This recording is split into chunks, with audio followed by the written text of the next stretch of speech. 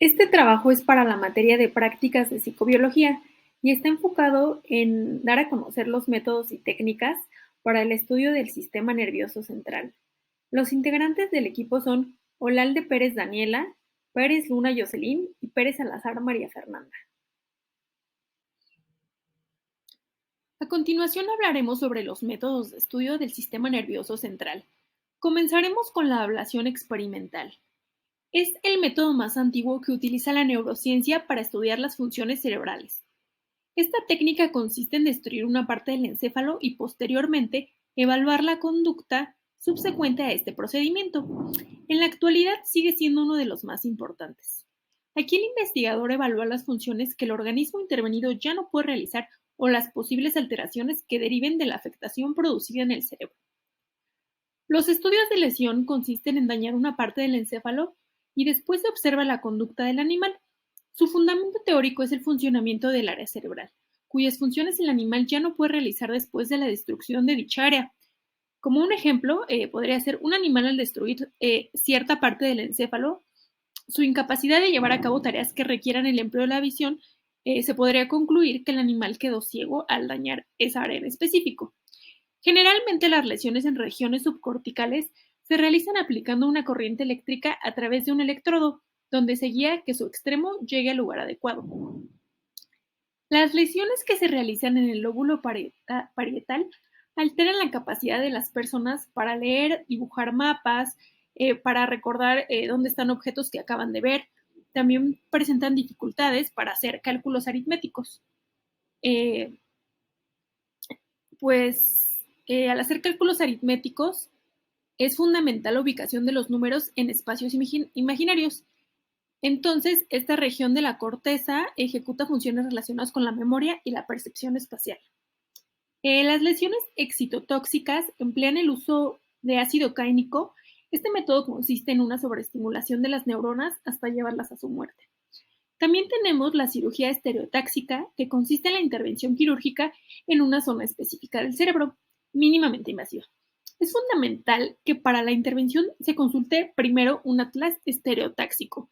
Este se integra de esquemas de secciones del encéfalo y de un determinado animal con medidas que proporcionan las coordenadas para realizar esta cirugía, así como el empleo de un aparato estereotáxico, que es un dispositivo que ayuda al cirujano a situar el electrodo o cánula en el lugar específico del cerebro. Por otro lado, están los métodos histológicos. Estos se apoyan en una serie de pasos ordenados que preparan el tejido para su observación a través de un microscopio. La fijación de los tejidos se clasifican en físicos y químicos y utilizan soluciones acuosas compuestas de moléculas fijadoras. La más común utilizada en este caso es la formalina. También tenemos los métodos, este método de marcado de conexiones neurales. Es el método de marcado anterógrado, marca axones y botones terminales de neuronas cuyos somas celulares están en una región determinada.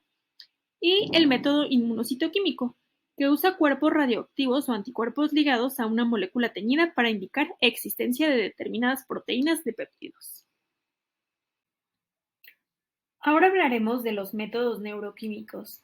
Estos métodos son muy útiles para localizar determinadas sustancias químicas en el cerebro, además de que también son eficaces para calcular la cantidad de dichas sustancias y hasta sirven para identificar qué neuronas las agregan. Bueno, la primera técnica es la de detectar las neuronas que producen sustancias químicas específicas, y de esta derivan tres métodos distintos. El primero es la localización de sustancias, el segundo es la localización de enzimas que las sintetizan, y el tercero es la localización del ARN mensajero involucrado en su síntesis. Aquí los péptidos o proteínas pueden localizarse con métodos inmunocitoquímicos. Después tenemos la localización de receptores específicos.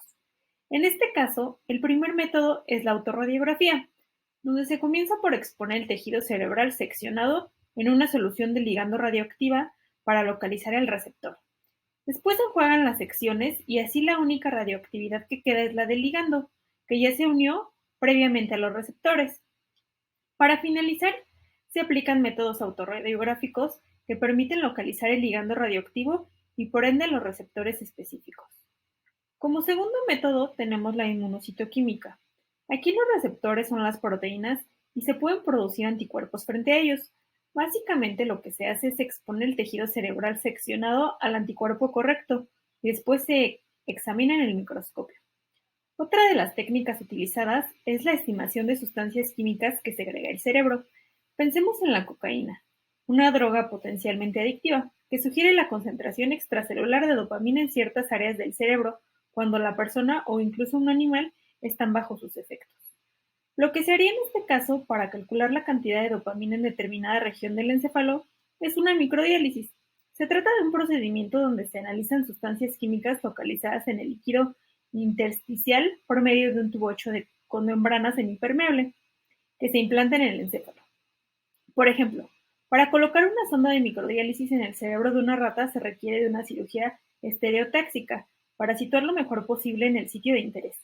Luego se bombea una solución que es muy similar al líquido extracelular a través de cánulas metálicas en el tubo de diálisis. Después de ahí se recoge para analizarlo. Este método es sumamente sensible, lo que hace posible detectar los neurotransmisores liberados por los botones terminales. Retomando nuestro ejemplo, se puede observar que la cantidad de dopamina que hay en el líquido extracelular del núcleo accumbens aumenta cuando se inyecta cocaína en una rata. Ahora hablaremos de los métodos y técnicas en psicobiología a nivel molecular. La neurociencia molecular es una de las subdisciplinas de la neurociencia más nuevas y con más crecimiento actualmente. Su principal función es el estudio de las moléculas individuales en el sistema nervioso. Se apoya en la biología celular para explicar cómo los genes, las moléculas y la morfología celular influyen en el sistema nervioso. La neurociencia molecular se divide en tres niveles: sinapsis, neurotransmisores y genes. Bueno, las técnicas y los métodos utilizados aquí son los siguientes. Primero hablaremos de la tecnología de microarrays. Esta se orienta al estudio de la expresión de muchos genes a la vez. Se colocan miles de secuencias genéticas en lugares determinados sobre un portaobjetos llamado chip. La muestra que contiene ADN o ARN y se pone en contacto con el chip. Como ejemplo del empleo de esta tecnología es apoyar a los diagnósticos médicos para determinar si un paciente es alérgico a distintas fuentes alergénicas. Y después tenemos la tecnología transgénica. Se le denomina transgénico a un organismo creado artificialmente. Para llevar a cabo esta modificación se emplea la ingeniería genética. Se incorporan genes de otro organismo para producir las características deseadas. Actualmente tiene una mayor presencia en alimentos como el maíz o la soya. La tecnología del ADN recombinante es la ciencia que manipula las secuencias de ADN, por lo que permite insertar genes de virus, bacterias, vegetales, animales, inclusive de humanos, a una planta o a un animal. Las ventajas de esta tecnología en alimentos es un crecimiento acelerado del producto y en menor tiempo, y en desventajas que se requiere una inversión financiera grande, así como la regulación y legalización de su uso. Otra técnica es in vitro. Se refiere a la experimentación a nivel celular en un tubo de ensayo en un ambiente controlado, fuera del organismo. Se enfoca principalmente en órganos, tejidos, células, componentes celulares, proteínas o biomoléculas. Esta permite cultivar células, tejidos, órganos, semillas, embriones y obtener individuos selectos de forma rápida. Por último, tenemos la microscopía de fluorescencia. Este es un proceso de interacción entre la radiación y la materia en el cual un material absorbe radiación de una fuente específica y muy rápidamente emite la luz cuya energía es menor que la radiación que ha absorbido. Se utiliza para estudiar los procesos celulares, división y muerte celular, cambios en el potencial de membrana, endocitosis y exocitosis, visualizar partes de la célula, membrana plasmática, núcleo, vacuolas y algunas más. Sus aplicaciones son diversas en la práctica de estudio, pues permite un análisis en muestras sin fijar en tejido fresco y permite hacerlo en tiempo real cuando el organismo esté vivo. Ahora hablaremos de los métodos y técnicas en psicobiología a nivel de circuitos. Comencemos por decir que las funciones cerebrales implican la actividad de circuitos neuronales, lo que significa que el comportamiento depende de distintas pautas de actividad cerebral. Nuestra primera técnica o método en este caso sería el registro de la actividad neural. Estos registros pueden llevarse a cabo mediante la presentación de un estímulo, la toma de decisiones o al ejecutar alguna actividad motora. Esto es posible ya que los axones producen potenciales de acción y los botones terminales provocan potenciales postsinápticos en la membrana de las células con las que hacen sinapsis. De esta forma puede registrarse su actividad eléctrica.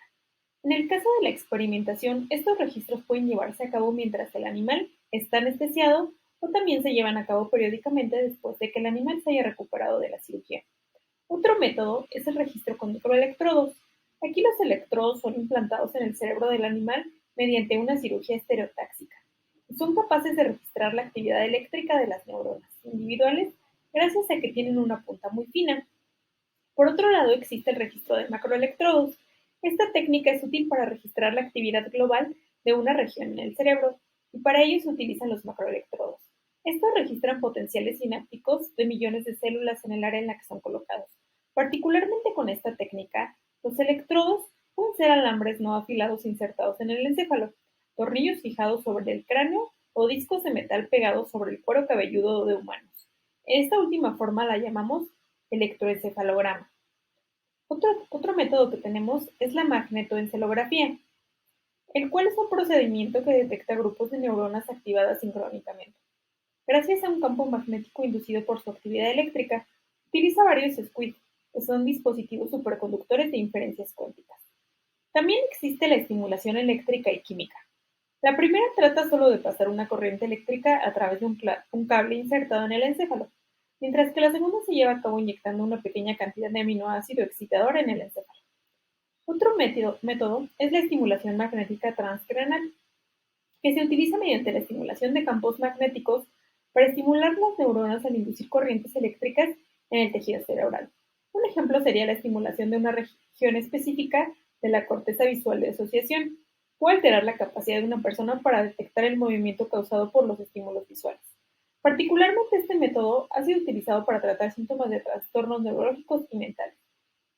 Bueno, ahora hablaremos de la optogenética.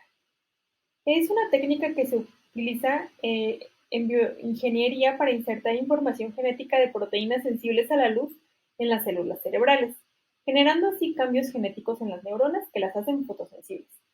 Este método sirve para identificar a las poblaciones celulares implicadas en diversos padecimientos y apoya la búsqueda de nuevos tratamientos. Ha sido útil para controlar ataques epilépticos en modelos de animales experimentales, también para manipular las neuronas dopaminérgicas. Se ha podido potenciar o evitar la adicción a la cocaína, y el sueño y el estado de vigilia pueden regularse a través de las neuronas hipocretinas. Es la base para el desarrollo de fármacos que ayuden en el tratamiento de la narcolepsia. Por último, hablaremos de los métodos y técnicas en psicobiología a nivel conductual. Algunas de las técnicas son, primero tenemos la desestabilización sistémica. Esta técnica consiste en una forma de intervención psicoterapéutica usada para el tratamiento de trastornos de ansiedad y alteraciones psicológicas derivadas de estos. Aquí el paciente debe aprender a gestionar las emociones provocadas por el ansiógeno, hasta poder habituarse y disminuir la reacción intensa ante el estímulo. Joseph Wolf propuso que esta técnica se basa en el condicionamiento clásico, ya que la intensidad de la respuesta producida por la ansiedad puede disminuir mediante la emisión de una respuesta incompatible, por ejemplo, una técnica de relajación. Aquí el paciente es expuesto a la fobia o el ansiógeno de una forma imaginaria y en un estado de completa relajación. Después tenemos la exposición en vivo. A diferencia de la desestabilización sistémica, la exposición en vivo consiste en exponer directamente al paciente en una situación real y de forma gradual a la situación u objeto que causa la fobia, sin estar completamente relajado. Después tenemos la terapia de inundación. Esta técnica fue creada por Baum en 1968 y aquí se expone al sujeto a una situación ya sea imaginaria o real que produce la fobia. Lo interesante es que aquí no se da la opción de escape, ya que esta podría reforzar la fobia. Por último tenemos las técnicas aversivas. Estas son un método basado en el condicionamiento operante, que utiliza el castigo para eliminar determinadas conductas. Es decir, se utiliza un estímulo contingente a una respuesta que se